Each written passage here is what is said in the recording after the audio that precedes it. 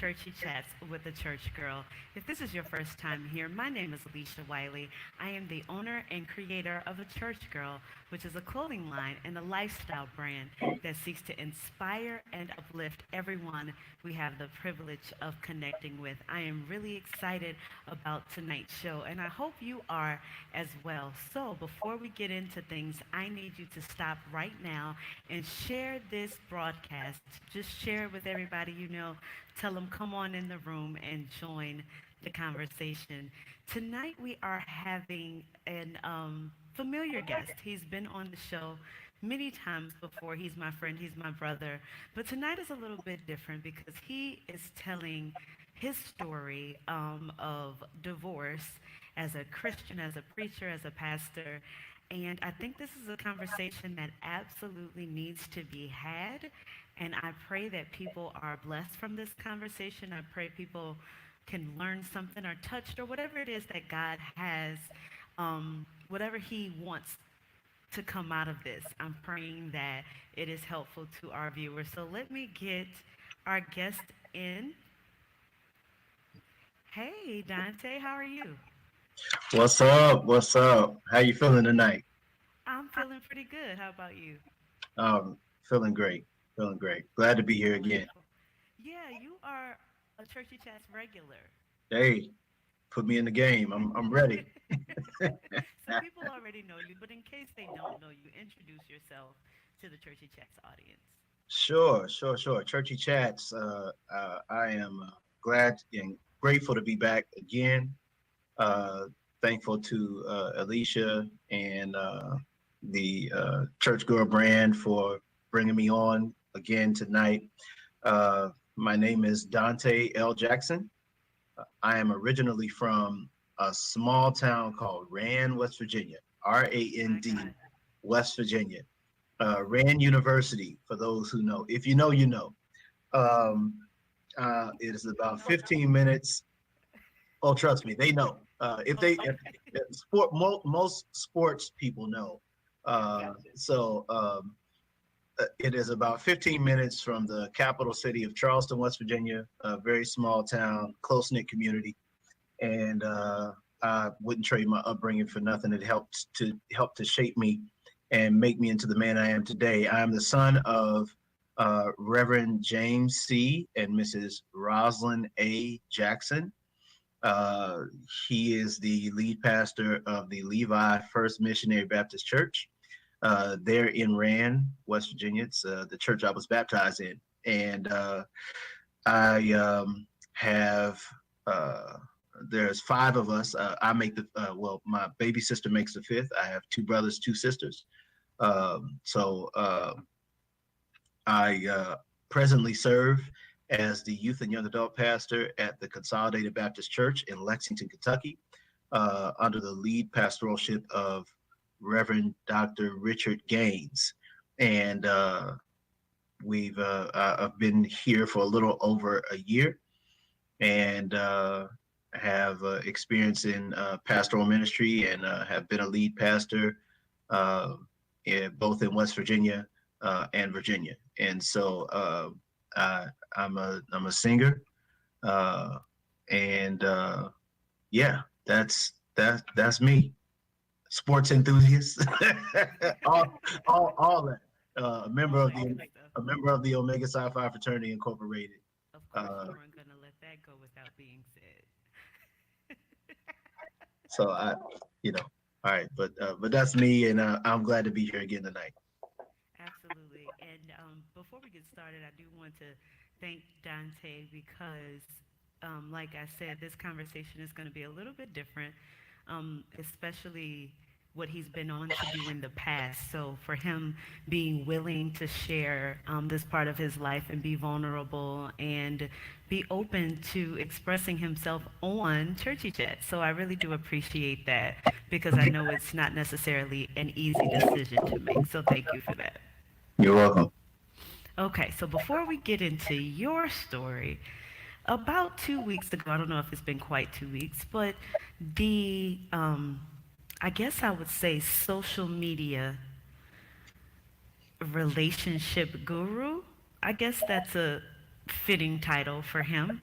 Derek Jackson, he came out and said that he cheated on his wife. He had been unfaithful in his marriage, and a lot of feedback and flashback and whatever you want to call it has was buzzing around, right? Because this was a person that built their brand, built their personality, built their platform from telling women what not to deal with and, to know their worth and all of that good stuff. And I was never really somebody, I didn't follow him.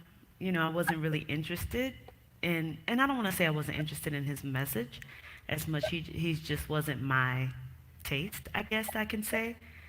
But what are your general thoughts on the Derrick Jackson situation? And let me say this before you answer that. His wife, a lot of people were very critical of his wife and how she looked in this live video or this video that they did announcing that he was indeed unfaithful. And then she came behind like that first video and was really just trying to, what it seemed to be was justify the situation or to I don't know. She was very preachy in those videos. I didn't watch many of them or a whole one, but she was very preachy, and it was just a little confusing. I don't know. I don't know what I gathered from that. But what are your thoughts on this whole thing? Well, I think first of all, let's start with Derek. I've not been his biggest fan. Hmm. Um, Actually, not a fan at all. Um, I respect what everybody does and how everybody uses what they deem to be wisdom to reach people. So as to not go too deep into that, um, I recall an instance in which he confronted or did a video about Pastor John Gray. Yes. And it was interesting to me that now, however many, months later, he finds himself in a predicament similar Hmm. to the things that Pastor Gray openly talked about that he went through, him and his wife Aventer. Um, I just found it amazingly ironic and interesting. And one thing about them tables, they sure do turn, don't they? Yes, they do. And it does not pay for you to put your mouth on people. Never say, and this is not to say that, this is not to say, well, yeah, I suppose it is. Never say what you won't do. Hmm. Because I think if this teaches us anything, it teaches us that we are all one vulnerable moment away from being the person that we said that we would never become. Absolutely. And so I think that ultimately, what I take from that situation, and and then of course his wife, who I'd never seen her come Right. into the forefront of anything that he had going on with his brand or anything. It was, Hmm. I would always see clips shared of him. And the reality is, and this is just one man's opinion, but I think that Sure. the majority of people listened to him because of how he looked. I mean, Okay. you know, I mean, he's in shape, uh, Hmm. and I think that that possibly had something to do with why people listened to him in the first place, because a lot of his messages really seem negative. I never heard from him, and I try not to, paint anybody with a broad brush, but Sure. it just seemed as if I never really heard from him positive solutions. It was always it was never truly edifying. It was done under the guise of edification Yes. and building up people, but it was never truly edifying. And I always have to ask myself the question, what lies beneath, right? What is really your intent and your motive in sharing what you share if it's truly not to build people up? And I had a problem with that, and that's the reason why I never gravitated toward his videos. His messages never resonated with me, and but it seems like there were people that listened to him, and so because of that, he felt as if he had to save his brand Right. by doing videos. And now I heard that he tagged the 50% off uh, uh, discount code to his book. I mean, hey, bro, do what you got to do. But Right. still, I say ultimately what this teaches us is never say what you won't do, and that God has a funny way of humbling you, Yes, he does. um, because you know anybody that points fingers that vehemently and really just with that much um, disdain Yes. for your own. I mean, I'm like, bruh, you a man, you know, and I get it. Help the women out, be an advocate for women. That he had a target audience and all the things that we consider to be single focus in marketing and all that good stuff. But I mean, when it really comes down to it, to point that passionately fingers at men and not be edifying and uplifting, as if you haven't experienced trial and troubles yourself as a black man in America. It was just almost like, man, as a black man, like, don't we have to deal with enough already? And now we got to deal with the pervasive presence of somebody constantly, bombarding our social media pages, and people, women, actually believe in this, that this, and making it a standard, and attempting to leapfrog over the uh, over the real fact that you have to get to know people. You can't make snap judgments about people. And I always felt like Derek Jackson's message was just like, this is who men are, this is what they do, and this is what you need to stay away from. All right, peace. And it was just like, that's it? Right. Okay, so I've said enough about that. The point is, never say what you won't do. God has a funny way of humbling you. And then to his wife, you can't over spiritualize things that should have been dealt with in a natural way. And what I mean by that is that you cannot try to put word on what you should have allowed a therapist to walk you through. And I think that the absence of the presence of not only just a therapist, but having people in your life Right. that will check you, and that will say, listen, I love you, but, and I'm not trying to be in your business, but Right. you know, and I think that, when it just seemed as if she had really closed herself off to the rest of the world.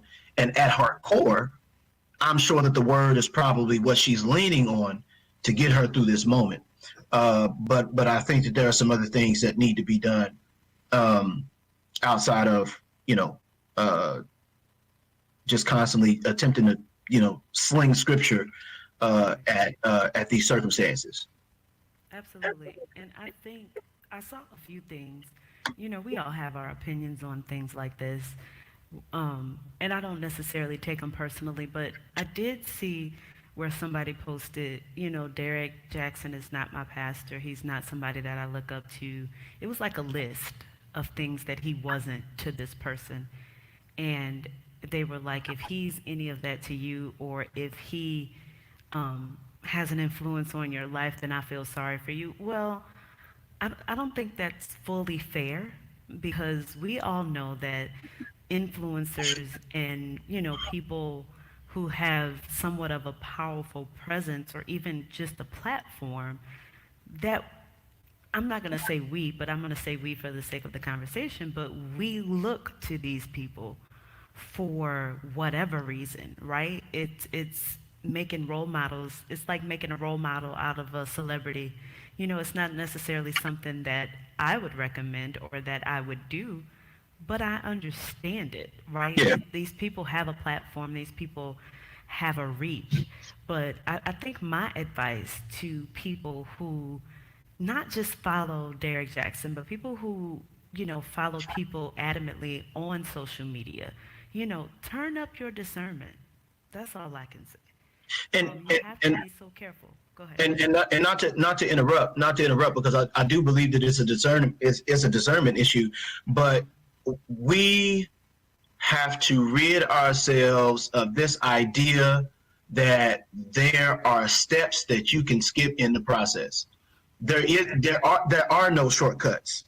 Let's just breathe. Yes. We want all these, you know, 3 steps to do this and get the result. Right. Absolutely. When all of our processes are not mutually exclusive. This is life. This is real life. Yeah. And you cannot avoid the process of life. It happens to the best of them.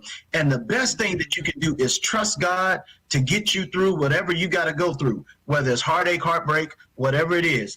We all out here trusting God. Do you hear what I'm saying? From the You should pulpit, be. to the narthex or to the vestibule. Right. Right. We are all out here trusting God. And Absolutely. I don't care how many people you listen to. I don't care how many podcasts you have and you subscribe to.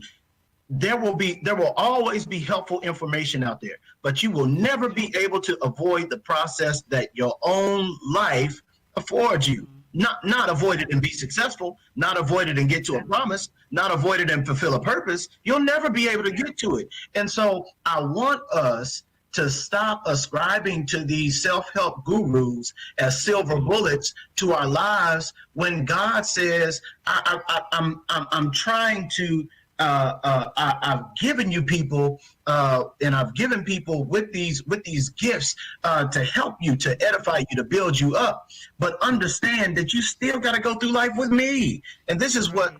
this is what when I step back from it, because I always try to be objective, and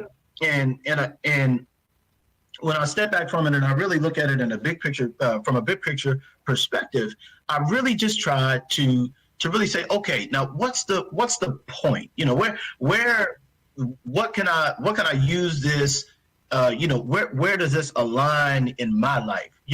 But I never want to make anything a law and a standard based on something that can change tomorrow, Absolutely. and based on Absolutely. something that is not concrete, a concrete truth, from my life to your life. Hmm. There are some principles that we believe transfer across multiple contexts, but Sure. all in all, you got to live life. You have to live life, and you will not always be on top. There are some times, I know we the head and not the tail. I know we above and not beneath and all that good stuff. Lender not the borrower, right? All that stuff. I All that. believe that. I affirm that. But at the same token, it does not exempt you from life. Right. I mean, we also go through the valley of the shadow of death, right? But he's with us. Right, and that's the glorious part of it. And let He's me with ask us. you this. Um, it has been a conversation probably before the Pastor John Gray, his last indiscretion came out, but I think, we were locked down on COVID, so, we always have time to dissect things more in quarantine. But it was said that women, especially black women, and from the church, as it relates to the church, that we are taught, and I don't want to say taught, but I guess I can say taught or encouraged to deal with certain behaviors in a Mm, marriage. mm. Um, and this has been glaring for me with this most recent situation with Derek and his wife. And I don't know if it's so much a thing now. I mean, things are changing so rapidly. But from your perspective, do you think that women, especially black women, are taught to deal with certain things, are taught that this is just the trials and tribulations of marriage and you have to stick with it?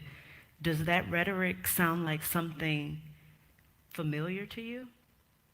I've not heard it, and because I'm not a black woman, I don't feel Mm, uh, qualified to really speak on that. However, I will speak to the strength of black women.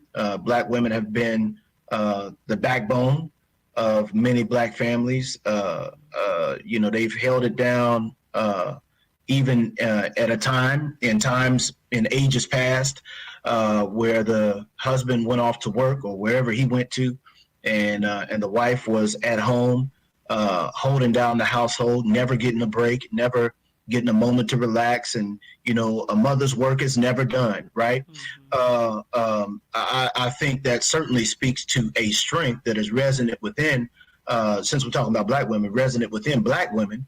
mm-hmm. And I think that any mature individual would be wise to applaud it and recognize it.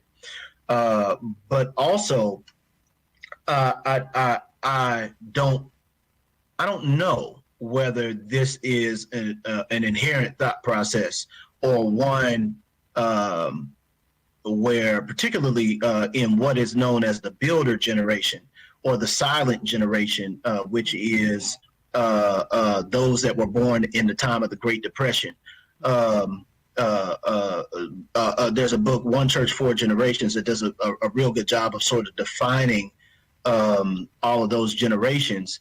But in the book, it sort of speaks to the fact that there wasn't much openness.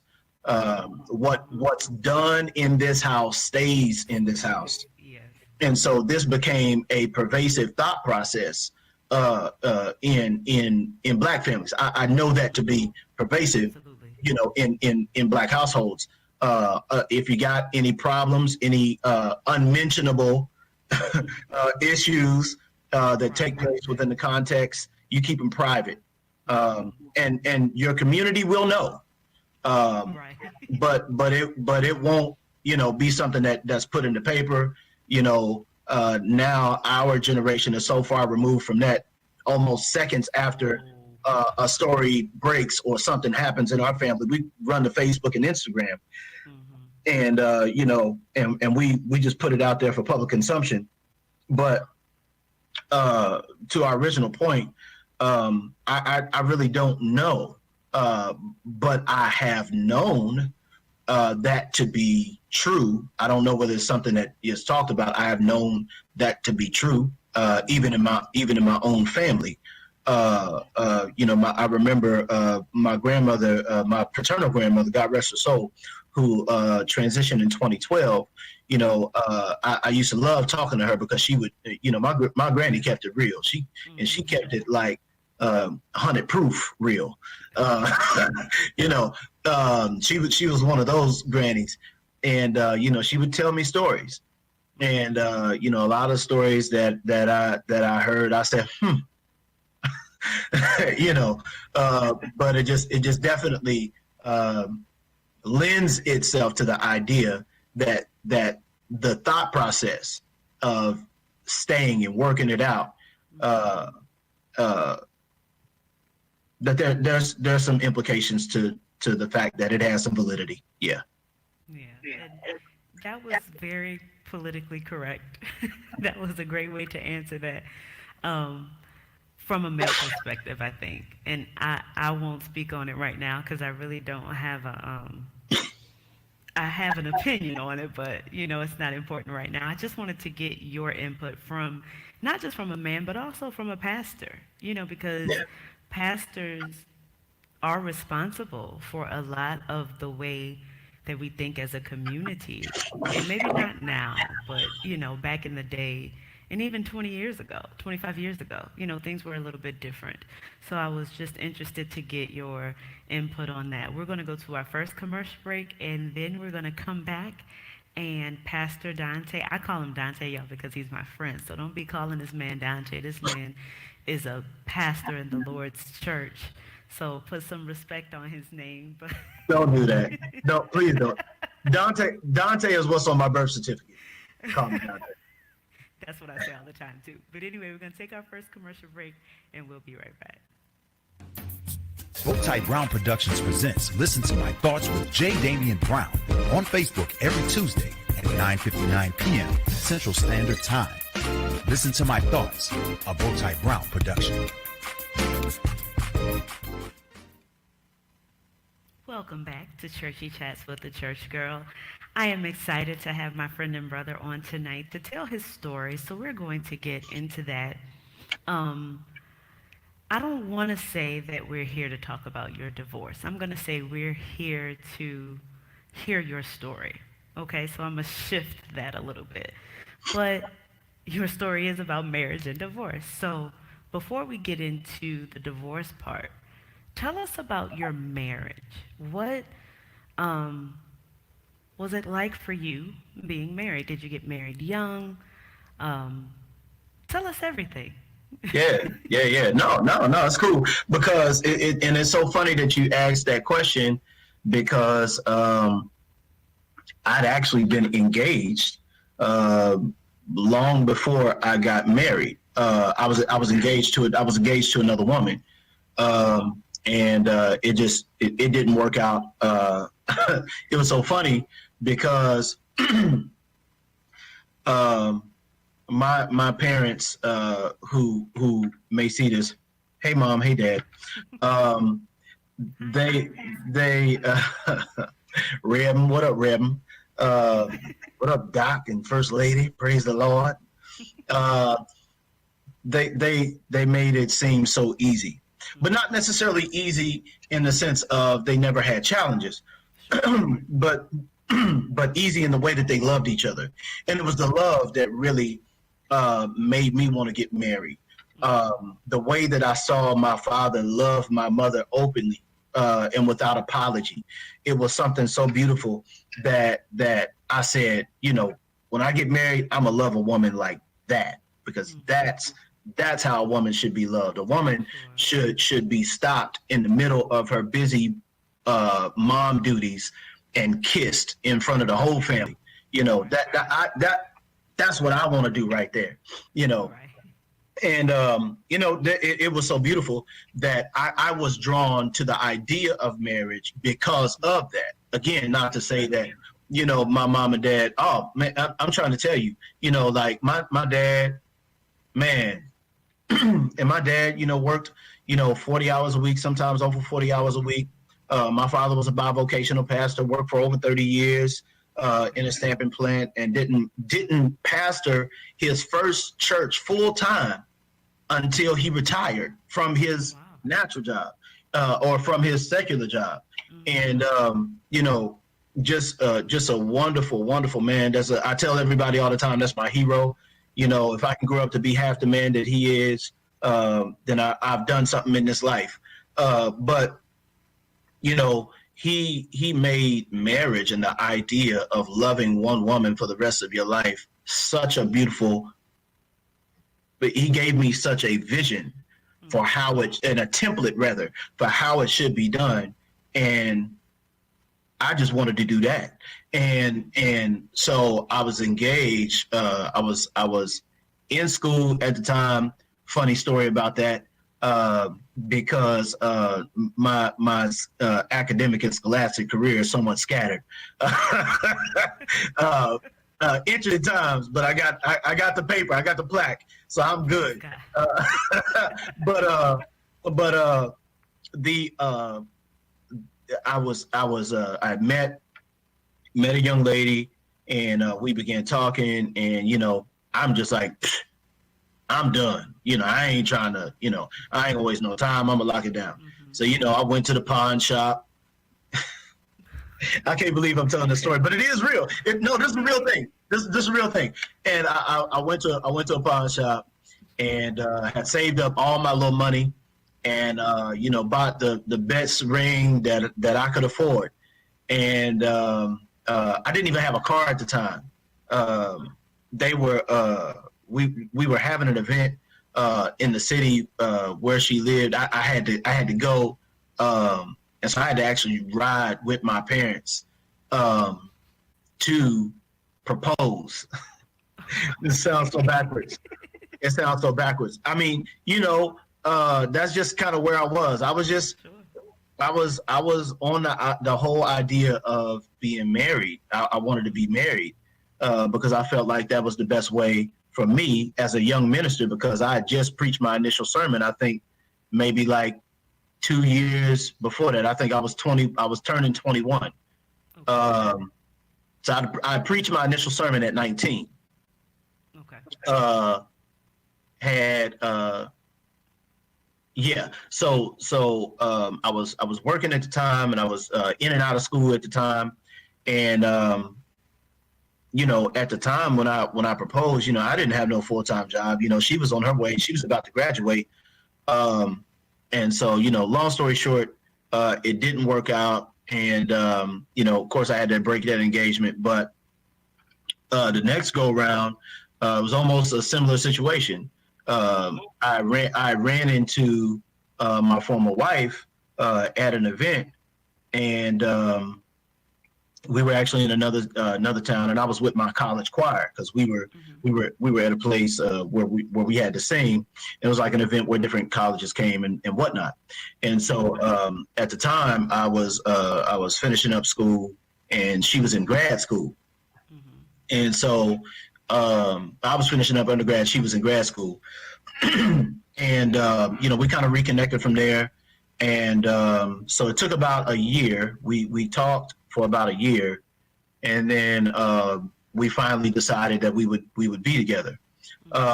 Now I had known her because at one point in time she had lived in West Virginia, and I knew her from West Virginia. And so I'm hot and heavy on the pursuit. I'm chasing. I'm on it. Because I saw something in her that I was like, oh man, I was like, now that's a woman. I was past the girlfriend stage. I wanted a woman who was set, focused, established, knew what she wanted, because I felt like I knew at that point in time in my life. I was 25 at that time. I said, I knew what I wanted. Sure. And so no, I was 26. I was 26. And so we talked for a year, and then we end up getting serious. And so we got serious, and then after the second year, I proposed. Mm-hmm. And so 28 at the time. And so, we trying to figure out, because at the time she's living in a different state, working in a different state. Mm-hmm. So she takes, a pay cut, to finally, come to where I am, which at the time was West Virginia. A place where she said she'd never come again. And she came. So the following year, we spent a year being engaged. And then October of 2009, we ended up getting married. So, Okay. so things sort of progressed, I guess, in a natural way. You know, it was a natural progression. You know, as a matter of fact, I was the one trying to rush, and she was like, "No," which is what I needed to hear. I needed her to tell me no, because I would have rushed to the altar like a crazy person. Let me Um, ask you this. yeah, No, yeah. were you maybe one or two things, or maybe both? Were you just wanting to be married? Yeah, Like, and I don't want this to sound like it's going to sound, but did it really matter the person as yeah, much as you wanted to be married? yeah. For me, it did. For me, it did. At the time, because I knew that you just couldn't up and marry just anybody. You had to have some inherent sort of chemistry, or not necessarily inherent chemistry, but you had to have some chemistry. There had to be, you know, some things that naturally draw you two together. Sure. Some things that uh, make you say that this isn't just a person for a day or a night. This is a person for a lifetime. Sure. And you know, I had, you know, I'd been on both sides of that equation, and I wanted to. I was pretty much. I mean, I was focused, and I knew that in order for me to fulfill what I felt that God called me to do, I was going to need a wife. But I couldn't just have any woman as a wife. I had to have a woman with a specific set of qualities that would enable me to function and move in ministry, and she could still, you know, be her complete self and function in her purpose, and we could cheer each other on, you know, as we operated in our purpose. So that was the idea. And so yeah, I knew for me that I had to have a specific type, because I nobody told me this. And I was raised around older preachers who didn't hesitate to give a young preacher wisdom. Sure. But nobody. I mean, you know, I grew up around the kind of preachers that when you went in the room, you shut up and you let them talk, and you don't talk unless, Absolutely. you know, that's just my culture. But I nobody told me that I needed to have, you know, somebody who would be understanding of the calling that I had embraced, and able to function and move within that context. I just kind of discerned that, and you know, thought, you know, if this is wrong, it can't get no righter, you know. Right. And But to yeah, talk about being a preacher, you mentioned this earlier. Um, Americans, we like our preachers and we like our politicians married. I don't know why. my lord. Did you feel pressure? Like, I feel like I need to be married as a preacher, as a young preacher. You know, I don't know. I don't know if you were pastoring at that time, but No, did you feel any pressure from that side of it because you were a preacher? Did you feel like you needed that first lady next to no, you? no, because to be honest, she she wasn't the quintessential first lady type. You know, that ain't how she got down. She, you know, for her, she wasn't putting no hats on that hair that she just got done. You hear what I'm saying? Right. You know, and she, you know, she wasn't a soprano. She didn't, you know, sing on the praise team. None of that, you know, stuff that we think, you know, are that the typography of a first lady should be. That was not her. She didn't really even like to really speak in public, even though she could. She's a professional, and very astute, very educated, and could definitely hold her own. She just didn't care for it. So, you know, and I didn't require that of her. I just felt like I needed somebody that could hold me down, and I also I didn't feel the pressure to get married.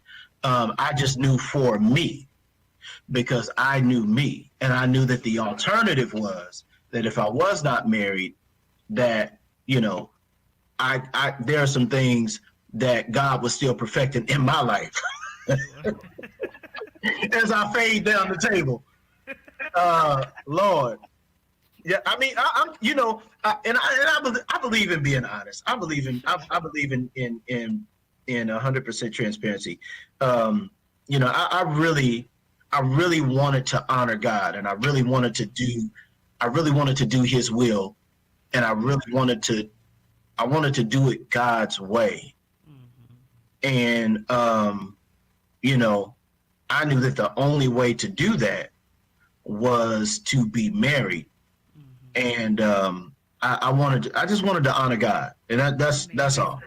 It's better to marry than to burn. Okay, so And the funny thing was, is that, you know,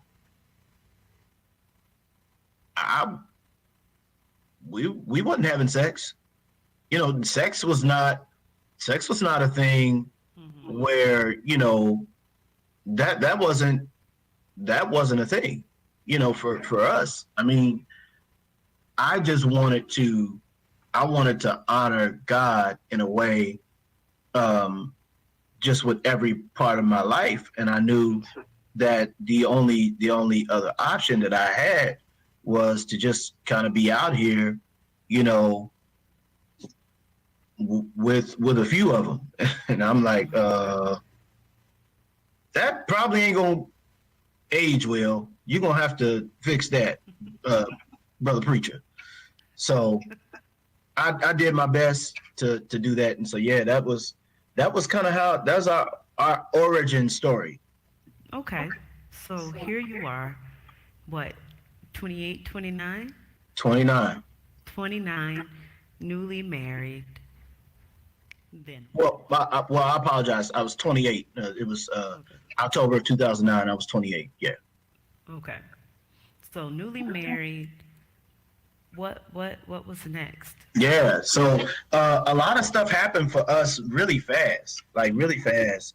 Um, um, got married in October of 2009, Mm-hmm.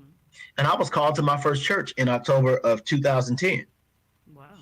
And so after I was called to my first church in October of 2010, in November of 2011, we had our first child. Okay. And so you got marriage in one year, Mm-hmm. a church, a historic church at that. God help. Um, I'm sorry, say it again. God help. Well, well, they have a beautiful history, Sure. and I happen to know that history, and Mm-hmm. so a historic church with you know, what I felt was great expectations of a young preacher, and now 1 year into that pastorate, we got my first baby, Mm-hmm. and so within that context, you know, that's a lot of life altering events to happen in a span of 2 years. And, you know, we really, you know, hindsight, um, we didn't really even have a chance to really get to know each other. Mm-hmm. You know, we've been, you know, talking 2 years prior, and you know, of course, was engaged for a time, you know, prior to getting married, but we didn't have time to even get to know each other. It was just like boom, boom, boom, boom, boom, and we're off, and you know, we were riding the wave. So that was what came next. Okay. Yeah. So when did you feel, or she felt, if you feel comfortable speaking for her, that things weren't the best? I I don't know if I can specifically pinpoint a particular time, But I do know that there were some things that were happening in her professional life that that I felt, were affecting our home life. And so, again, I mentioned we didn't have a time to really get to know each other. And, therefore, because we didn't know each other, we didn't really know how to best communicate with one another. And I think that in the context of that happening, we resorted to what we knew. Mm-hmm. And so it became very closed off and cold. Not in terms of affection and whatnot, because you have good days, you have bad days, but sure. What took a toll on me is that there was no communication, and as a man, as a husband, I'm innately, I want to fix things. Sure. I want to fix it, and I didn't know that me fixing it was a problem, because a lot of time, and this is hindsight. What I learned is women sometimes don't want you to fix it. Sometimes they just want to know that they are heard and that they are seen, because they're carrying around this load and they're looking for a place to drop it off. Not with the idea they're going to handle business. Right. They just need to know that they got somebody that can handle their load.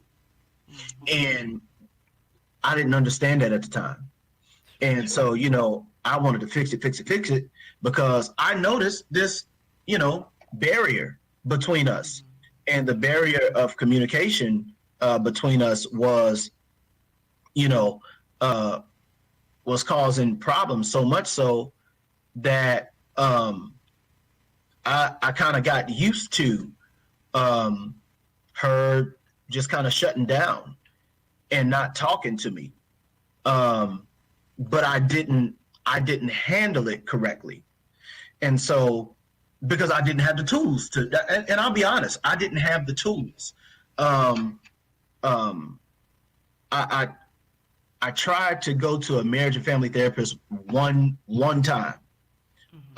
When we were there in West Virginia, and I was pastoring there.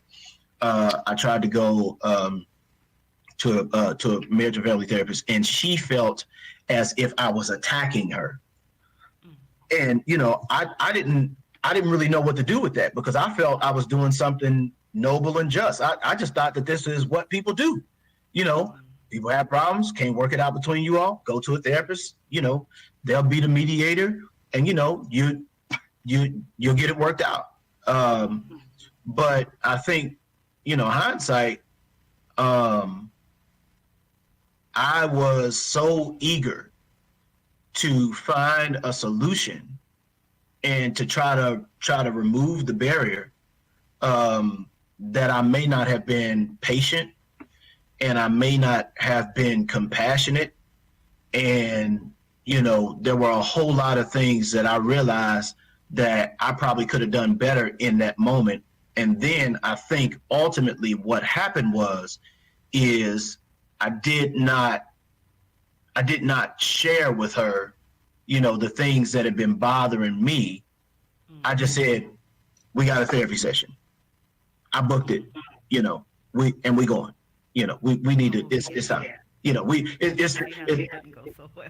Oh man, and so she went there and she like, oh, because she got that turn up button.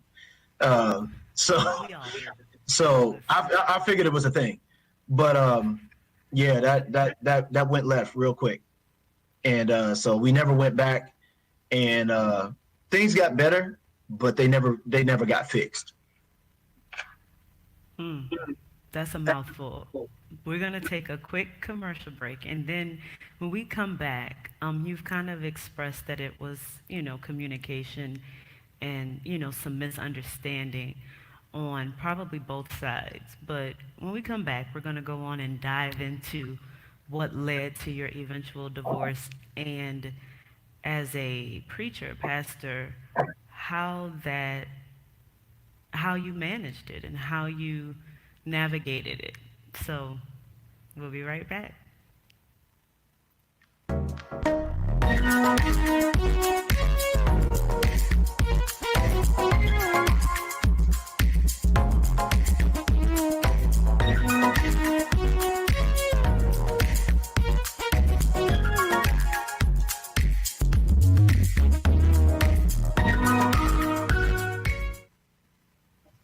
So right before the break, you said that, you all went to one therapy session and things, not necessarily because of that, but things did get somewhat better.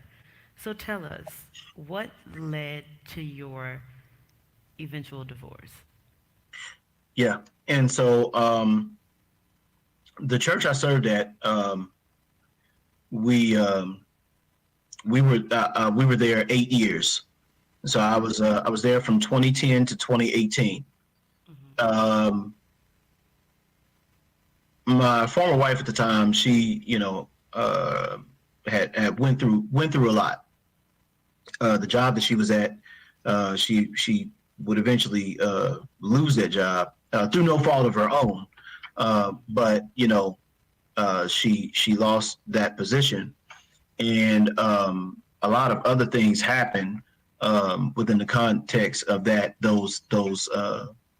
time, and so she decided, look, you can do what you want to do, but I'm getting out of West Virginia, and I was just like, my calling's here, my church is here, we bought a house, what we supposed to do, uh, uh, you know, and so eventually, um, uh,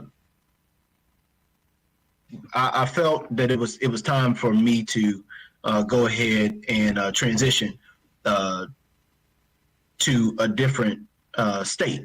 Um, and part of my reason for doing that was, I was not only doing it, for me, but I was doing it for the family. And I felt as if, if the right opportunity, came along, then I wasn't going to balk. I was going to take it. And so right opportunity came along, 2018, we left and went to Virginia, a small, the church I pastored was outside of Richmond, Virginia. And so that year was interesting because, we initially went there full of optimism. We were in a good space, thinking, hey, we're in a city, there's a lot more people that look like us. Hello, somebody. Right. And so we thought, we thought, surely, we're going to be able to get back on the good foot. She's going to be able to start working again, and it's going to be good. Well, it didn't work that way, and I was at a new church, learning new people. They didn't have any history or familiarity with me or my ministry, just outside of me, preaching. Because it's easy to accept somebody when they come in and preaching to you, but it's difficult to accept somebody when they are there with you. You have to learn. You have to get to know them. You're now seeing like, oh man, I didn't know it was going to be this. I just thought he was just going to preach like he always did, and so it was that sort of thing that you go through with the new congregation. And so again, still relatively young, I felt like I was young, and 38 or 37 at the time, and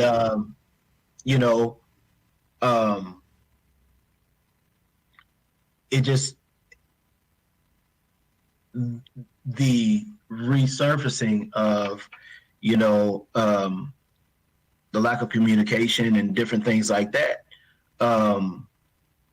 Not to mention trying to get to know new people, you know, implement a vision, and, you know, all the new things that all the things that you're doing to try to be the best pastor that you can be. You know, was trying to do that, and then prior to that, we had just we moved in 2018, but my son was born in 2017, and so not only do we now, have a school age child, but we have a 1-year-old toddler, infant. So we got, again, new baby, new church, new city, and, you know, we had some friends, you know, that were there, and some more that were in close proximity to the area. So it wouldn't have been a big deal for them to hop on the road and come to us, or us to hop on the road and get to them. And, you know, her mother had passed prior to us leaving. And, you know, so she was dealing with tremendous loss, you know, and, you know, her whole life she had been, you know, a professional, and, you know, one who had thrived in her career. And, you know, so now it just looks like she's dealing with loss, not to mention that she has to really look at the fact that now, you know, we're not in the best space. And so the things that we had overcome in West Virginia were now coming back to view now that we were in a new space. And, you know, it totally began to turn as the year progressed. And what did it was me actually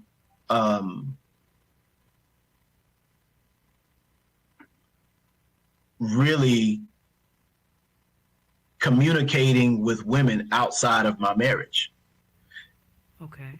And that was really the start from the beginning. When she stopped talking to me, I would talk to women on social media. Okay. And so it was social media, social media, social media. Now you got a friend. A friend that y'all never even met before, but now y'all friends. Right. Right? So those continual meeting friends led to infidelity. And so over the period of time, there were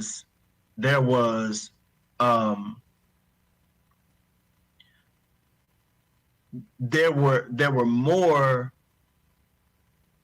people that I was talking to on social media that became, you know, friends, but those relationships were definitely not anything that a married man should be participating in.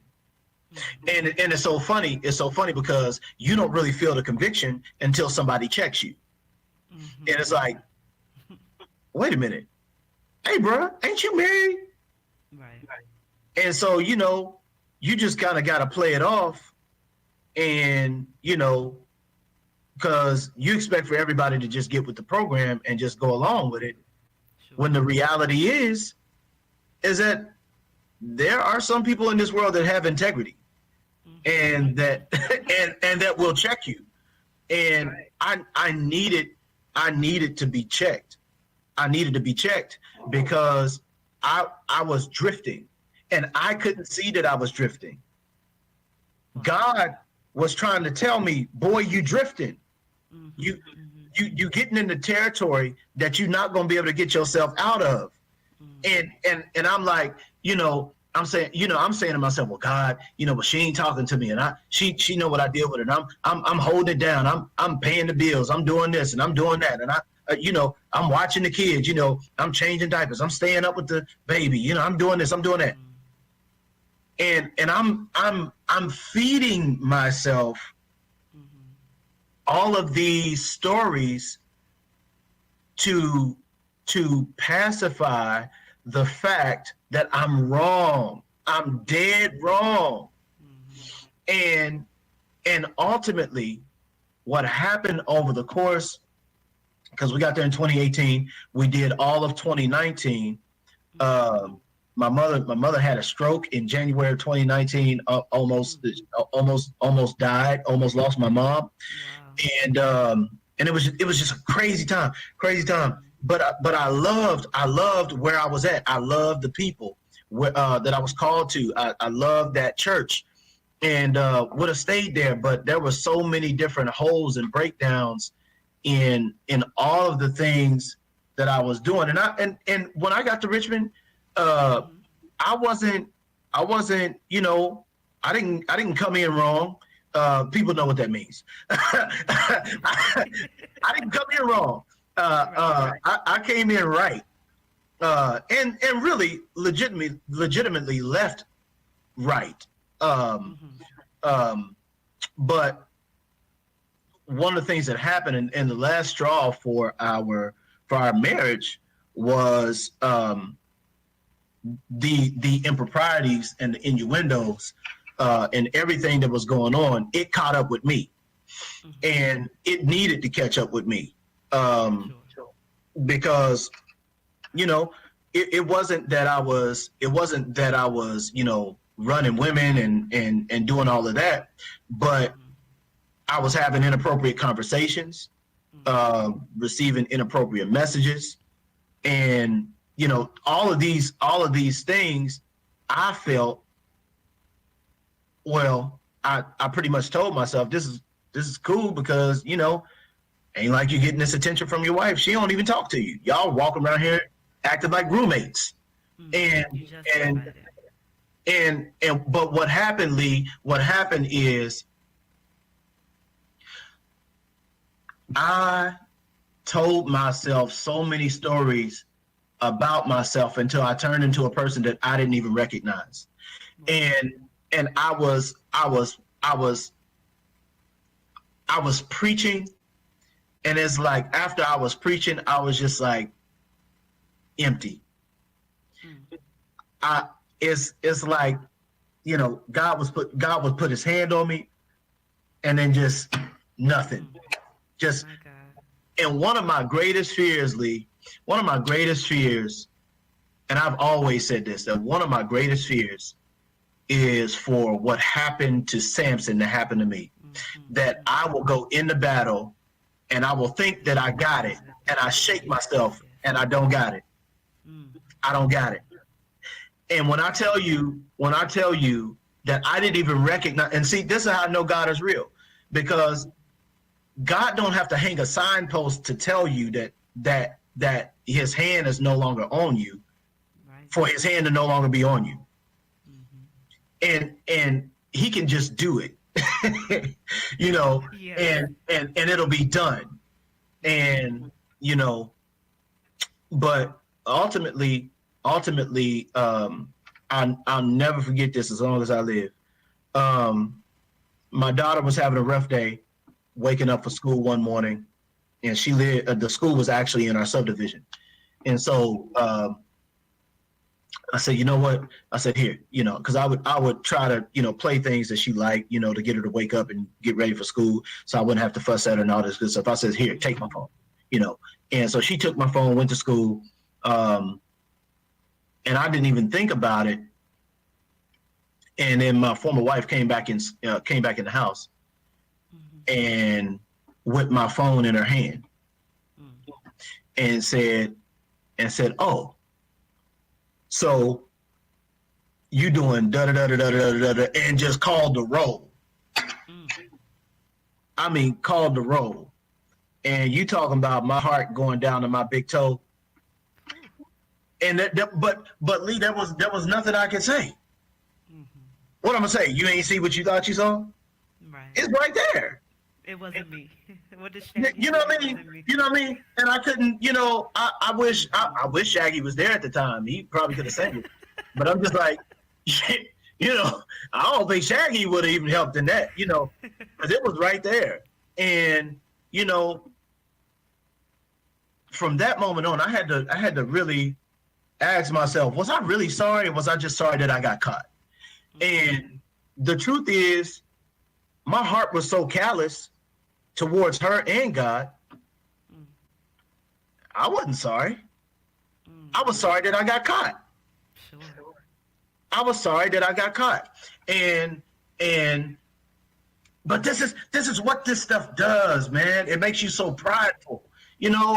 and you become so callous and so cold, and you check out when you drift so far away. That's why I love that story of the prodigal son, because I understand what far country is. Far country is not even necessarily that it was so far away, because people say, and not to get preachy, but people say that the far country was really only 2 miles from his house. So literally 2 miles is not that far. It was the state of his heart. It was a heart posture, and my heart was so far from what got me there. What got me to where I was, my heart was so far from that. And I lost all my hair. My hair had been cut off, and I didn't realize it. My anointing, the purity in my anointing. The thing here's what I learned about my gift. Everybody can preach, everybody can sing, everybody can holler, but the grace that's on your life and the anointing that's on your life is what makes you stand out, and what makes you distinct. Is why I realized that this is probably the reason why David had to tell Saul that your armor won't work for me, because you've been anointed to wear that armor. I haven't.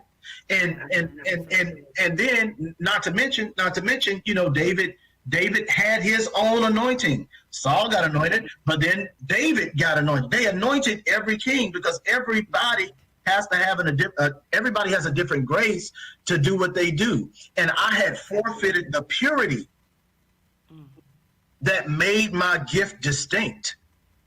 I had forfeited all of that, and I was so far away from anything that I recognized. I didn't even recognize myself. Wow. I had been lying to myself so long, I didn't even know me. And I said, how in the world have I been functioning this long like this? And do you know, not too long after that, so we separated. Now, papers weren't drawn up until we got to Kentucky, but we separated. After my daughter left, or after my daughter finished school that first year, they left and packed up. I probably didn't turn a light on in the house for like 2 weeks. I sat in one spot and cried for at least a week, I know. And it didn't get bad. So that was June,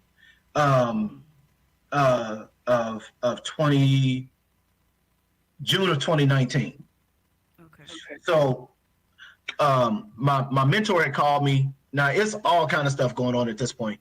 My mentor had called me, who pastored a church in DC, and he said, hey, I want you to come, and be my assistant for this week. And, we'll get it worked out. Don't worry about it. We'll take care of it, all that good stuff. So I'm like, cool. I get to go to DC, love DC. So I went. Now at the time, I'm still at the church. And so, we're coming up on what was geared as homecoming, for us, or our week of revival. Every church in that area has a week of revival that is particular to that church, and it goes in order. So we were coming on it. We were getting stuff ready for that, getting speakers in. Had crazy lineup. I was just ready to have some church. I mean, it was just going to be phenomenal. I was making sure I was, you know how they say stacking it. I was stacking the deck. I was like, oh, y'all think y'all had revival before. This is my first year at it. Oh, we about to get it in. So did all that. And it's July, late July, about the end of July. I had to go and preach a revival service. So I had to drive from DC back to Richmond, which was about 2 hours, just to preach, and then go back to DC to finish my contract work. I go and I preach, and there's members of my church there. I come back to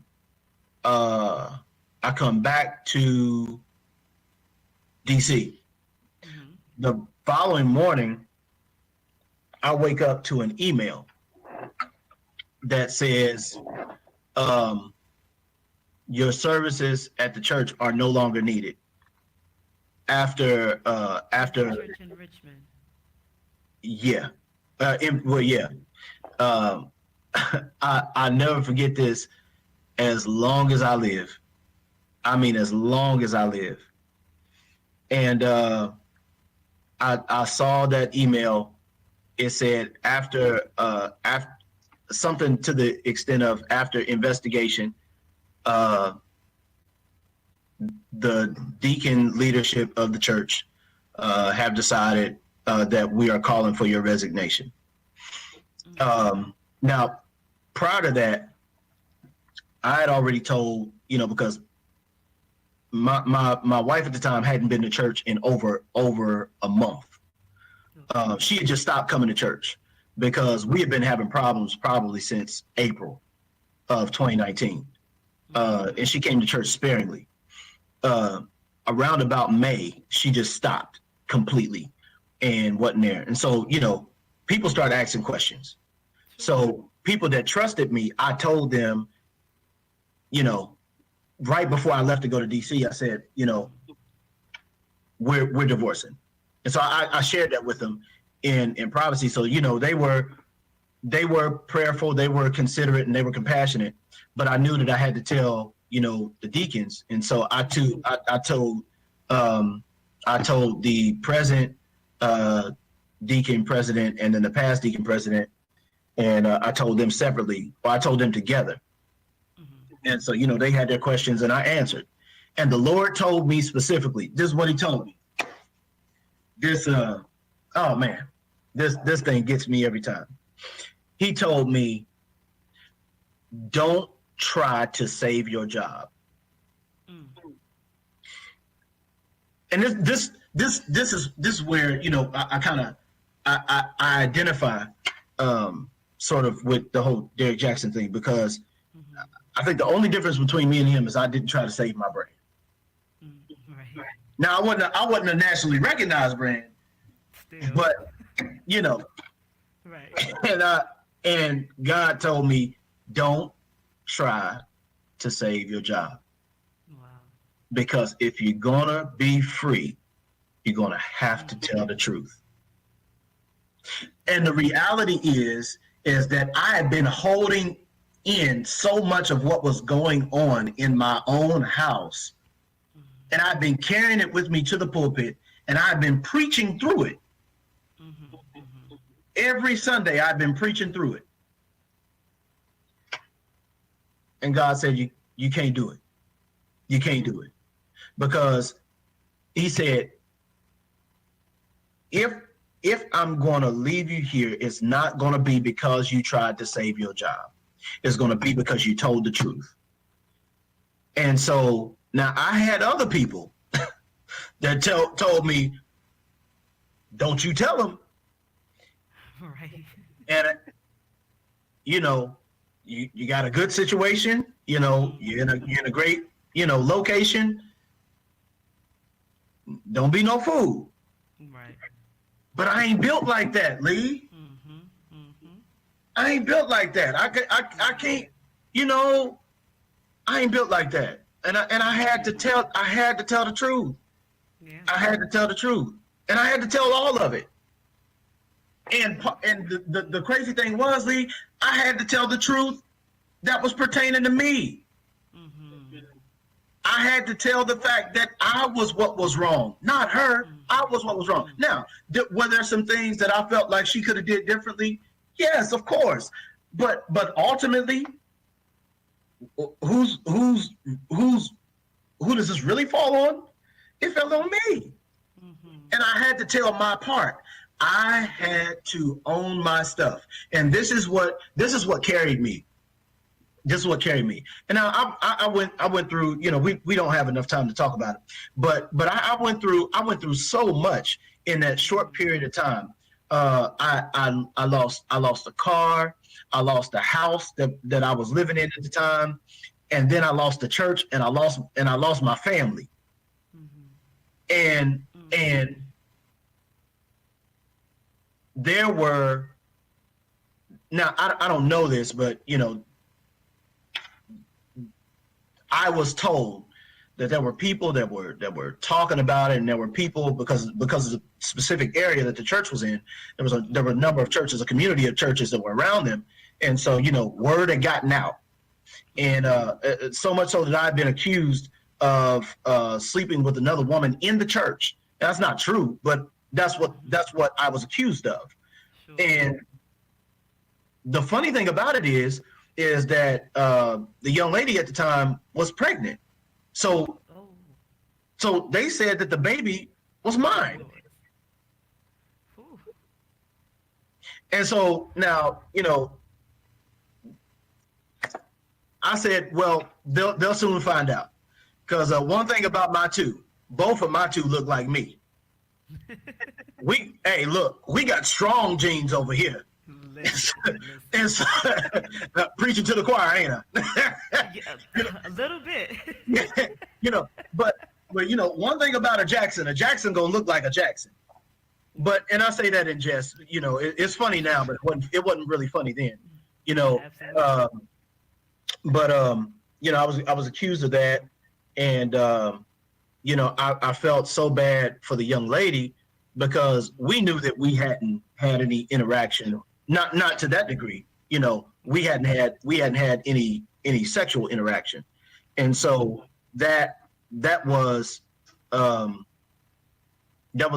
great blow to her and her family. So she had to deal with that in the last months of her pregnancy, and you know, I think, and this gonna sound crazy, but I think I would have been okay with, you know, the car, because, you know, I went and I got in another car. I think I would have been okay even with the house, because, you know, there's a bunch of houses out there. Sure. And I think I could have been okay. This is my mind at the time. I thought I could have been okay with my children living in another state, and me, well, living in another state, that a different state than I did at the time. But when I got that email that the church told me that my last Sunday was my last Sunday, because I sent him an email back, and you know, really just sort of refuting, you know, and asking for a meeting. You know, because I felt like the church voted me in, the church should have to vote me out. Right. Let's do it the right way. I never got that meeting, and in talking with people and different pastors in the area, it became more and more apparent that this was God's way of finally getting my attention. Because Lee, I'm gonna tell you right now, and I'm trying not to do this tonight. I'm trying not to cry because I feel every time I talk about this, I just feel it. And because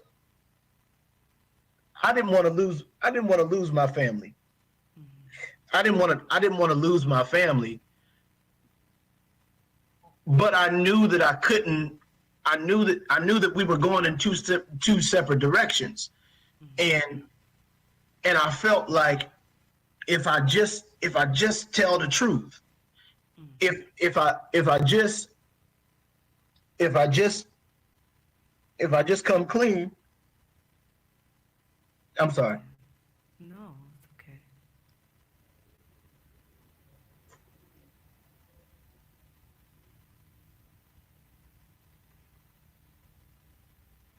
Take the time you need.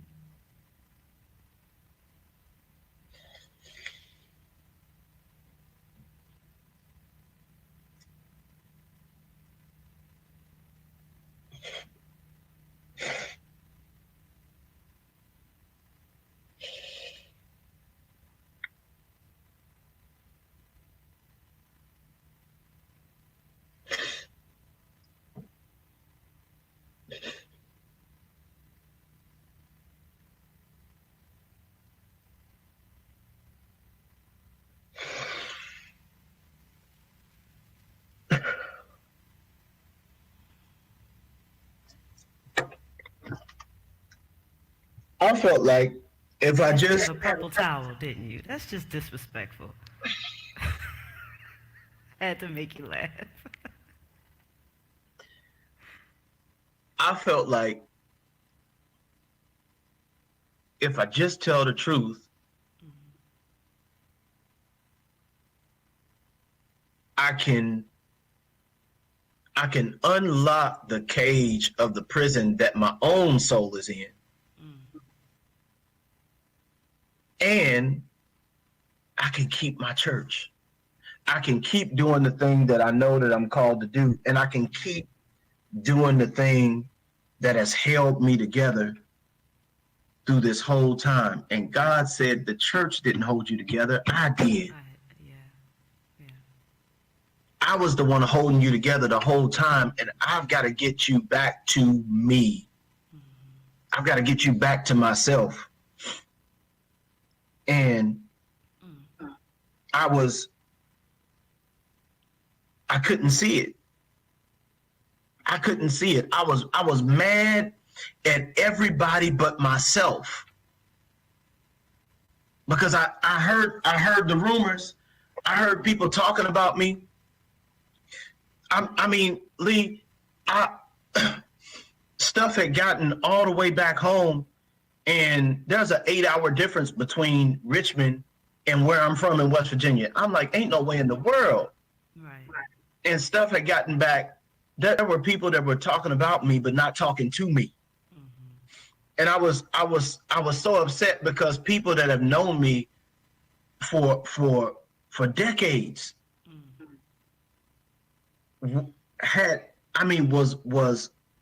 was killing me.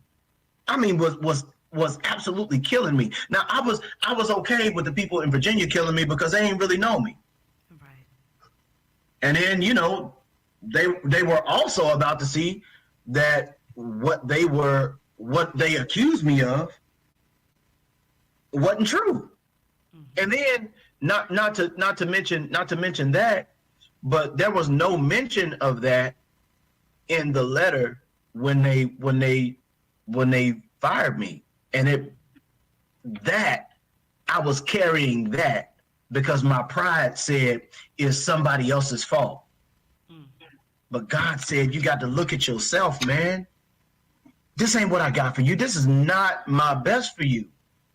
And so to cut through all of that, of course the separation and divorce goes through. I end up leaving Virginia. I called a friend in Kentucky and I said, I need a place to stay until I could get on my feet. He said, come on. I packed up my whole house, a whole 3,200 square feet house by myself, put it in the truck because nobody from the church helped me. And so I was upset. I was bitter. I was mad. I was like, why ain't nobody called? Why ain't nobody checked on me? Don't they know that I've been in here, tripping and all this good stuff? I'm just got all these thoughts and nobody to really release them and talk to. And so I'm going through all that, but I packed up the U-Haul and dropped half of my stuff off in West Virginia at my parents' house and half of my stuff off at my friend's house in Kentucky. I ended up moving 30 minutes away from where my kids stayed. And I moved from Virginia to Kentucky, no job. I just moved.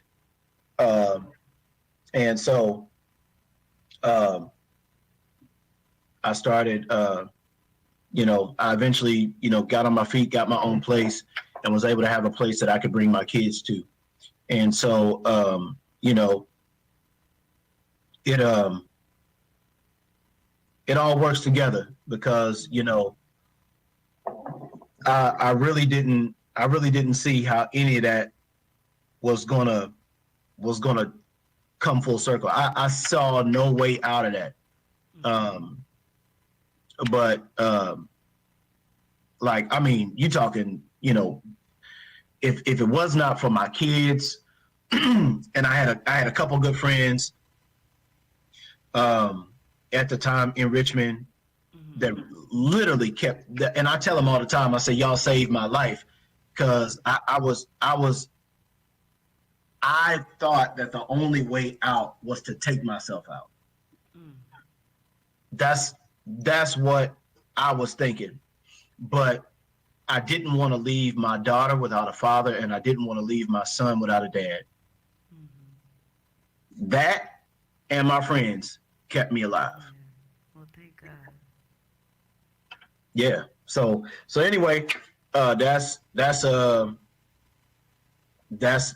story of how I ended up coming to Kentucky, and I ended up substitute teaching for a while, and then after substitute teaching, word got around that I was in town, and a pastor reached out to me, and now I'm the youth and young adult pastor at Consolidated Baptist Church because somebody was compassionate enough to look beyond my faults and see the gift of God on the inside of me. And so even after all that, it was terrible, but I had to, in order to heal, I had to deal. I had to deal with the fact that I had to deal with the fact that I had to deal with my part. I couldn't keep covering it up. There weren't enough people that I could call Lee to get them to believe my side of the story. There weren't enough people that I could talk to that could bail me out of this situation. I was just stuck. I had to deal with it, and I had to go through the healing process. And so,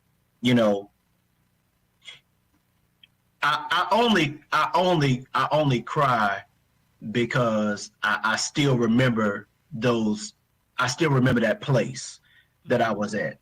That's why I cry. I'm not crying because, I'm not healed from it. I thank God for everybody at that church. I don't wish any ill on the church. They were doing what they needed to do. And ultimately, God brought it back around to make it make sense to me so that I could be back in the place with him that I needed to be going forward. Yes. Whew. Yeah, I know that was a lot. Sorry. That was a lot. No. That's what you're here for. And I'm glad that you felt that you could share openly. And I know without a shadow of a doubt that whoever's listening to this conversation is being helped by this conversation. We're going to take one last commercial break. And when we come back, I just want you to talk a little bit about where you are now with your former life, and if you have any advice for someone who may be going through something similar, what that would be. So stay tuned. We'll be right back. Churchy Chats is now airing on Facebook, YouTube, and Twitter. Be sure to like, subscribe, and follow on all platforms. So we are back on tonight's somewhat special episode of Churchy Chats. And before we go, as we wrap up the interview, Dante, you've poured your heart out, and I appreciate that. As I said, I know whenever truth was something you kept saying, but whenever we tell the truth, whenever we tell our testimonies, someone is always blessed by it, someone is always helped, touched, etc. So tell us this. What is your relationship now with your former wife? And you can go into that and then go straight into any advice you may have for someone who is going through what you went through, which was really not that long ago. Yeah, yeah. Well, one of the things is that I had to be sensitive to the fact that she still is carrying wounds, wounds that I caused. And just because my healing process was a certain period of time, that doesn't mean that I get to press fast forward on her healing process, because she has to heal at her own pace. And so while she's healing, I realize that there are some days that are going to be better than others. And so I'm trying to be patient. Not trying to be, I am being patient with the process, but also within the context of that moment, of this particular phase in our post marriage narrative, is to just understand that we're doing the best that we can for the children. And that's something that we always decided, and even when we were in initial discussions about our separation and eventual divorce, that we decided that we would always do what's in the best interest of the children. And so that's where we are right now. And thankfully, she's gainfully employed, and the kids are in a good school system.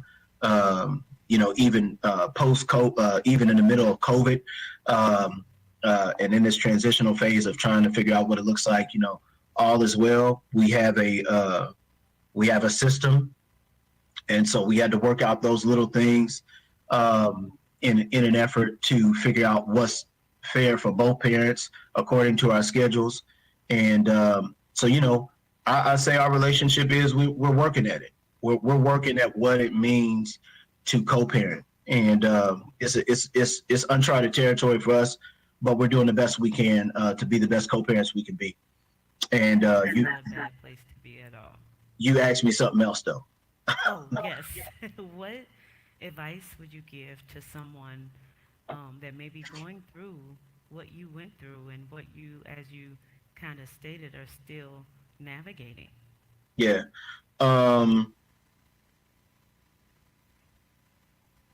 The only way you can heal is if you deal. You gotta deal, man, woman. You and in that dealing, be willing to feel everything. You're not going to be able to escape the moments where you don't want to face the world. You're not going to be able to escape the moments where you don't want to come out the house, where you don't feel like being bothered, where you want to turn your phone off. You're not going to be able to escape that. But the reality is that at some point, you have to learn what it means to put one foot in front of the other. That is the beginning of your healing.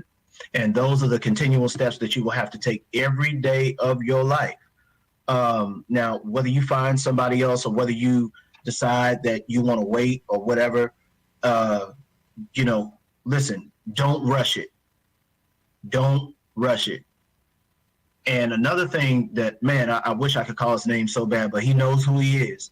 And if you see this, you know who you are. He told me I was struggling, and he'd been through a divorce, and he said, "Hey man," he said, "give yourself some grace." Mm-hmm.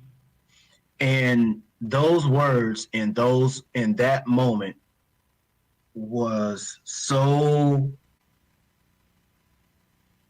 comforting to me because I didn't know what grace for myself meant coming off of a divorce the way mine's ended. I had no framework for that. And so give yourself some grace. You know, it's not going to be fixed tomorrow. You are not going to be who you were before you got married after you get divorced. You're going to have to embrace the new you, enjoy the journey of recreation and reinvention, and trust God that he will make it all right. He'll make it all right. It may not be all right when you want it to be all right, because we're an impatient people. And I know, I'm talking straight to the person now. I know you want it to be over. I know sometimes you feel like quitting and throwing in the towel, but let me tell you, you have too much in you now to quit. You do not quit on yourself. You are not damaged goods simply because you are divorced. There is still life after divorce. You still have a destiny. You still have a purpose. You still have a calling, and God is not through with you, and he's going to use you. He's going to use you, and he's going to get the glory out of your life. You may have to face some of the ugliest phases and parts of yourself that you've ever had to face in your life. Nobody can bail you out of this. You got to go through it. But know that when you go through it, you'll come out on the other side and you'll be better than you've ever been in your life. I promise you that. Thank you so much, Dante. I appreciate you just being an open book. And I know that some parts of the story can sometimes be difficult to share, but I appreciate you being honest, and I appreciate you being open. And like I've said a couple of times through this conversation, I know for certain that somebody watching this, it was meant for somebody. Even if it's just one person, somebody needed to hear you tell your story. So thank you so much for coming on Churchy Chats to tell your story. And I promise, next time you come back, we'll move back to the lighthearted stuff. How does that sound? Hey, well, you know, we can do that all day long. You know, I'm with that. Absolutely. Tell the people where to find you on social and all that good stuff. Absolutely. You can find me at Dante L. Jackson on all social media. That's Twitter and Instagram. I'm on Facebook as well. If you want to look up Dante L. Jackson, I'm there. We can connect there. I'd love to connect with you, and follow me. Follow him. Thank you again, Dee. I appreciate you being here tonight, and I appreciate you telling your story on Churchy Chats. Absolutely. Well, everyone, that wraps up. I think it's like our 6th or 7th episode. We are moving so quickly through season 2 of Churchy Chats, but I want to thank you for hanging in there with us. Tonight's episode was a little bit longer, but in my opinion, it was worth the time. So I hope you enjoyed the episode, and I hope you will tune in next week, same place, same time on Churchy Chats with the Church Girl. Good night.